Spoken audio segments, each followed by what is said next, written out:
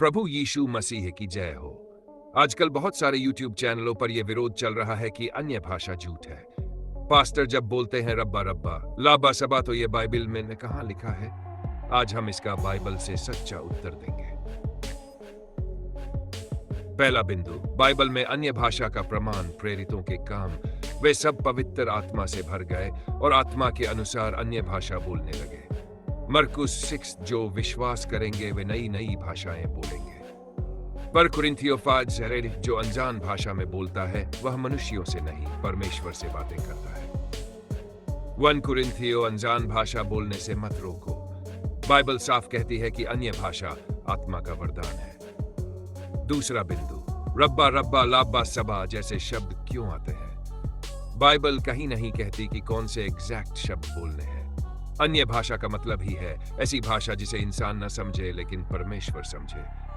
अगर हर शब्द लिख दिया जाता तो यह आत्मा का वरदान नहीं बल्कि इंसानी भाषा बन जाती। तीसरा बिंदु, बाइबल में सब कुछ शब्दशः नहीं लिखा है। विरोध करने वाले कहते हैं ये शब्द बाइबल में कहाँ है?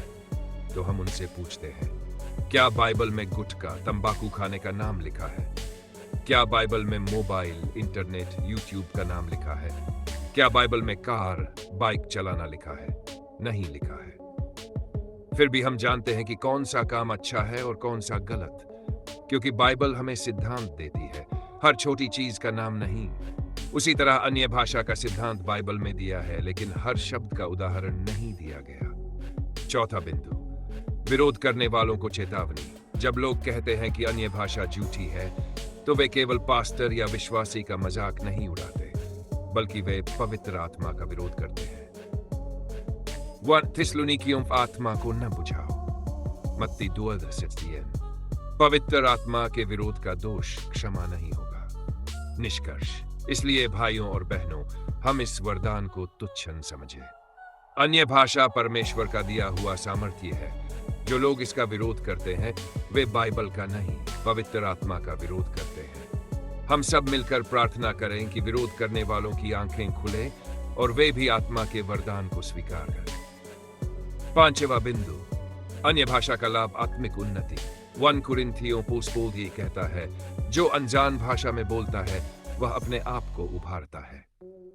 इसका मतलब है कि जब हम अन्य भाषा में प्रार्थना करते हैं तो हमारी आत्मा मजबूत होती है और हम पवित्र आत्मा से भरे रहते हैं।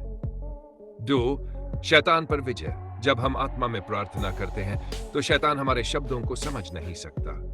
ये सीधे परमेश्वर तक पहुंचते हैं। इसलिए अन्य भाषा एक आत्मिक हथियार है। 3 गहरी प्रार्थना। रोमियो 8:6 कहता है, आत्मा हमारी दुर्बलताओं में हमारी सहायता करता है।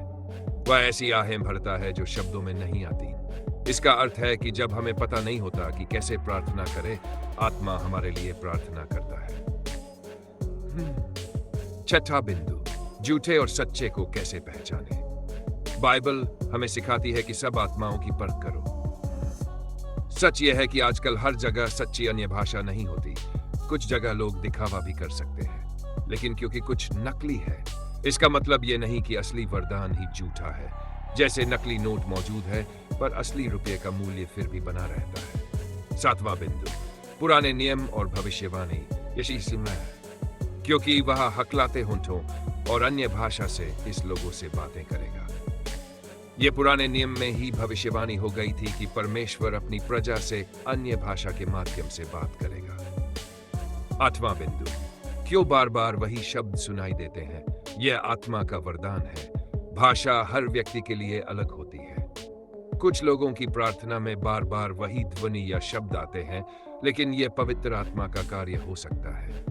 जैसे छोटे बच्चे एक ही शब्द बार बार बोलते हैं, वैसे ही आत्मा की भाषा भी गहराई में धीरे धीरे बढ़ती है। 9वां बिंदु, विरोध का असली कारण। शैतान नहीं चाहता कि विश्वासी अन्य भाषा में प्रार्थना करे, क्योंकि यह उसकी योजनाओं को नष्ट करता है।